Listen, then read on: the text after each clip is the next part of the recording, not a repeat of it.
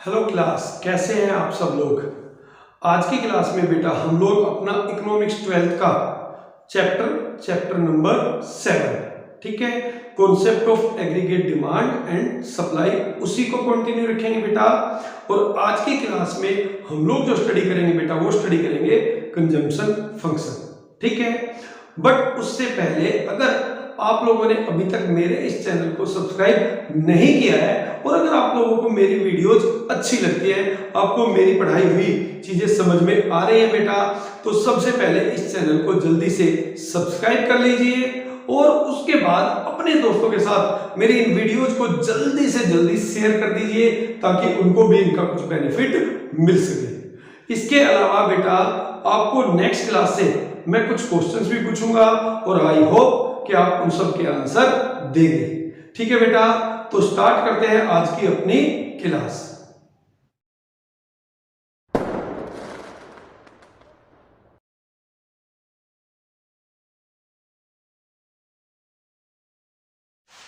तो बेटा आज की क्लास में जो सबसे पहले टॉपिक हम लोग पढ़ेंगे बेटा, उसका नाम है कंजम्पशन फंक्शन। क्या है consumption function? Consumption function shows the functional relationship between consumption and income. बेटा ये आपको बताता है कि कंजम्पशन और इनकम के बीच में क्या रिलेशन है, ठीक है।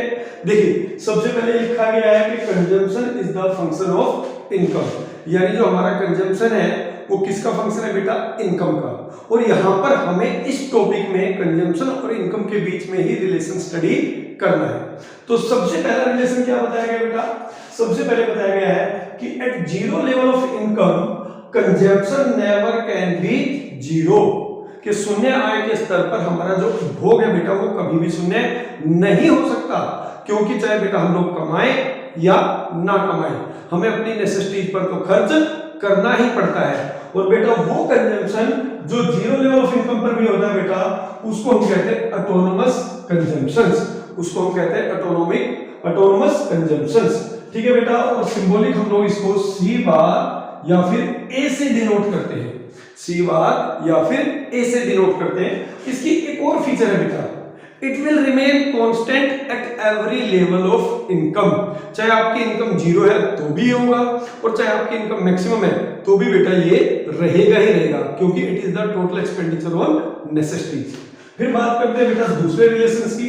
दूसरा रिलेशन ये बताया गया है कि consumption and income have positive relation.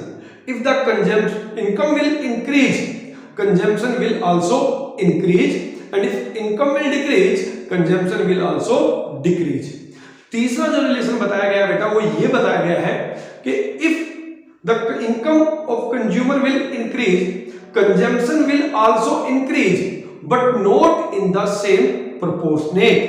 यानी अगर आपकी इनकम बढ़ती है, ठीक है, तो आपका कंजम्पशन जरूर बढ़ेगा बेटा, बट कभी भी उस प्रोपोर्शनेट में, उस अनुपात में नहीं बढ़ता है जिस अनुपात में आपकी इनकम बढ़ती है, क्योंकि लोग इनकम बढ़ाने के साथ साथ बेटा अपनी इनकम का एक हिस्सा बचाना भी स्टार्ट कर देते हैं, ठीक है बेटा। तो ये था कंजम्पशन फंक्शन, यानी relation between consumption and income. जल्दी से हम लोग अपने कंजम्पशन फंक्शन को एक शेड्यूल और डायग्राम के साथ भी स्टडी कर लेते हैं। देखिए बेटा, जैसे देखिए आपको बताया गया है कि भाई हमारी इनकम है जीरो, तो कंजम्पशन हमारा कितना है बेटा? 100। इनकम हो जाती है बेटा 100, तो कंजम्पशन हो गया 150, और फिर 200, तो यहां पर भी 200, या 300 तो 250, और 400 तो 300। तो देखिए सबसे पहला जो हमने रिलेशन पढ़ा बेटा वो क्या पढ़ा कि at zero level of income our consumption never can be zero, हमारा कंजम्पशन कभी भी जीरो नहीं हो सकता। और जो जीरो लेवल ऑफ इनकम पे आपका कंजम्पशन होता है बेटा, जिसको कि हम सी बार या फिर ए या ऑटोनोमस कंजम्पशन कहते हैं, ठीक है, तो हमारा इस इक्वेशन में कितना है बेटा? वो 100 है, वो है 100, ठीक है बेटा। दूसरा हम लोग क्या देख रहे हैं कि जैसे जैसे हमारी इनकम बढ़ती जा रही है हमारा कंजम्पशन भी बढ़ता जा रहा है। तीसरा यहां पर देखने की चीज क्या है कि जिस रेट में, जिस प्रोपोर्शनेट में हमारी इनकम बढ़ रही है बेटा, हमारा कंजम्पशन उस प्रोपोर्शनेट में नहीं बढ़ रहा है। ठीक है, जैसे यहाँ पर आप देखें तो हमारी इनकम 100 करोड़ बढ़ती जा रही है, ठीक है, बट यहाँ पर जो कंजम्पशन में चेंज आ रहा है बेटा वो 50 करोड़ हो रहा है, यानी इनकम बढ़ने के साथ साथ कंजम्पशन बढ़ जरूर रहा है बट उस प्रोपोर्शनेट में नहीं बढ़ रहा है जिस प्रोपोर्शनेट में हमारी इनकम बढ़ती है। ठीक है बेटा, तो ये हमारा शेड्यूल था। अब इसको अगर हम लोग डायग्राम के रूप में देखें बेटा तो it will be like this, ये हमारा इनकम और ये हमारा कंजम्पशंस, ठीक है, यहाँ पे एक्स एक्सिस ओरिजिन और वाई, तो यहाँ पे आप लिखेंगे consumption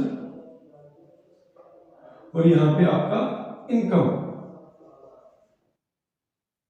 this is the point जहां पर कि आपका y इजिकल टू सी है, ठीक है, और जहां पर आपका y इजिकल टू सी है आपको समझने वाली बात क्या है, यानी आप जितना कमा रहे हो उतना आप खर्च कर रहे हो, तो इसका दूसरा मतलब है कि यहां पर आपकी सेविंग जीरो है, आपकी सेविंग जीरो है, ठीक है।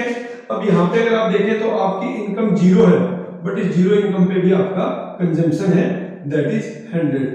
यही होता है बेटा आपका ए या फिर सी बार। इसके बाद देख रहे हैं आप जैसे जैसे आपकी इनकम बढ़ रही है आपका कंजम्पशन भी बढ़ता जा रहा है, ठीक है, बट जिस प्रोपोर्शनेट में आपकी इनकम बढ़ती जा रही है बेटा उस प्रोपोर्शनेट में आपका कंजम्पशन नहीं बढ़ रहा है, ठीक है। इसलिए इनिशियली जो है आप देखेंगे आपका जो कंजम्पशन है वो ज्यादा है इनकम से, बट धीरे धीरे एक स्टेज आती है जहां पर आपका इनकम और कंजम्पशन दोनों एक दूसरे के इक्वल हो जाता है और उसके बाद आपका इनकम हो जाता है ज्यादा और कंजम्पशन हो जाता है कम।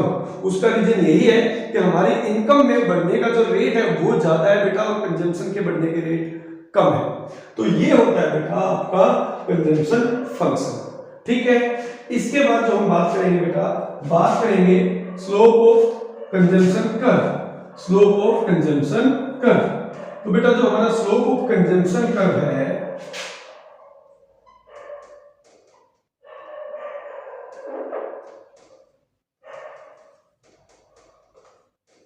वो होता है बेटा MPC, marginal propensity to consume, marginal propensity to consume. क्योंकि बेटा हमारे स्लोप कैसा बनेगा, जिस तरीके से इनकम में चेंज आने से हमारे कंजम्पशन में चेंज आएगा उसी तरीके का हमारा कंजम्पशन कर्व का स्लोप बनेगा, स्लोप ऑफ कंजम्पशन कर्व है बेटा। तो यहां पे अगर आप देखें तो हर बार क्या हो रहा है बेटा, हमारी जो इनकम में चेंज आ रहा है वो 100 करोड़ का आ रहा है, वो 100 करोड़ का आ रहा है। देखिए यहाँ 200 से 300 हुआ तो भी 100 करोड़ है और यहाँ 300 से 400 हुआ तो भी ये भी 100 करोड़ है, बट हर बार अगर आप देखिए हमारे कंजम्पशन में चेंज कितना आ रहा है, 50 करोड़ का आ रहा है। यानी इनकम में चेंज आने से हमारे कंजम्पशन में जो चेंज आ रहा है वो कांस्टेंट रेट से आ रहा है। हर बार हम अपनी बढ़ी हुई इनकम का बेटा 50 करोड़, ठीक है, 50% ही खर्च कर रहे हैं। एनपीसी होता है बेटा डेल्टा सी अपॉन में delta Y, that is 50 upon में 100।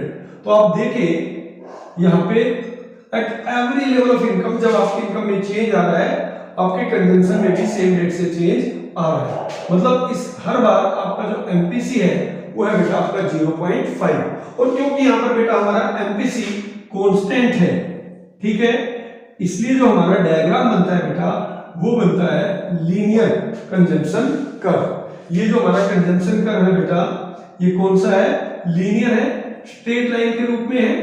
वो इसीलिए है क्योंकि यहां पर एमपीसी जो है बेटा हमारा कांस्टेंट है, हर बार हम अपनी बढ़ी हुई इनकम का 50% खर्च कर रहे हैं। तो इस केस में जब हम कांस्टेंट रेट पर अपनी बढ़ी हुई इनकम का हिस्सा खर्च करते हैं तो हमारा कंजम्पशन कर्व बनता है बेटा कांस्टेंट, ठीक है। बट अगर यहाँ पर हमारा जो एमपीसी है वो चेंज होता रहे, यानी हर बार बढ़ी हुई इनकम का आप 50% खर्च ना करें, कभी 40% कर दे, कभी 60% कर दे, कभी 35% कर दे, तो हमारा जो कंजम्पशन कर्व बनेगा बेटा वो स्ट्रेट लाइन नहीं बनेगा बल्कि वो बनेगा नॉन लीनियर। यह लीनियर तब बनेगा नॉन लीनियर। तो लीनियर बनता है जब एमपीसी कांस्टेंट होता है और नॉन लीनियर बनता है जब बेटा एमपीसी कांस्टेंट ना हो। तो हम लोग इस चैप्टर में जब स्टडी करते हैं तो हम मानकर चलते हैं हमारा एमपीसी हमेशा कांस्टेंट रहेगा। ठीक है बेटा, इसके बाद हम बात करते हैं algebraic equation of consumptions. Algebraic equation of consumption बेटा आपको क्या सिखाता है कि अगर हमें डिफरेंट लेवल ऑफ इनकम पर कंजम्पशन की वैल्यू कैलकुलेट करनी है तो उसके लिए हमें एक इक्वेशन दी जाती है जिसको हम कहते हैं algebraic equation of consumption. Equation है बेटा C equal to A plus B Y, C equal to A plus B Y. यहां पर जो C है बेटा वो कंजम्पशन है जो हमें कैलकुलेट करना है। ठीक है, तो कंजम्पशन हमारा C से डिनोट किया गया है, A या फिर C बार। ठीक है, ये हमने अभी पढ़ा था, it is consumption at zero level of income.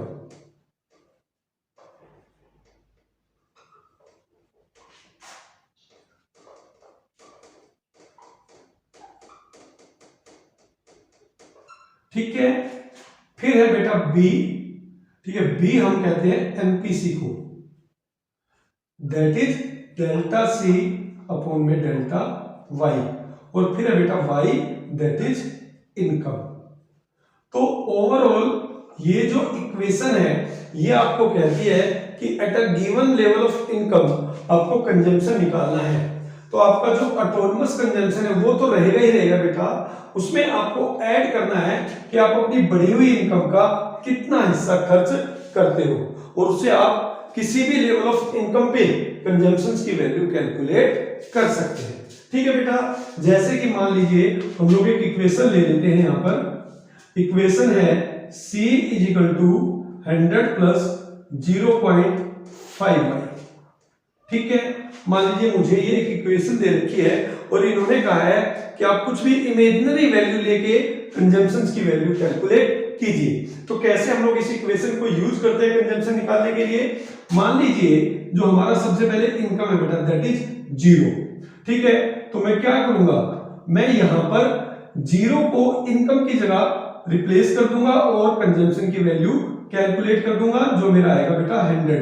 ठीक है, कैसे आया बेटा, देखिए यहां पे मैं लिखूंगा 100 प्लस 0.5, y की जगह मैं 0 रखूंगा तो मेरा आंसर आ जाएगा 100।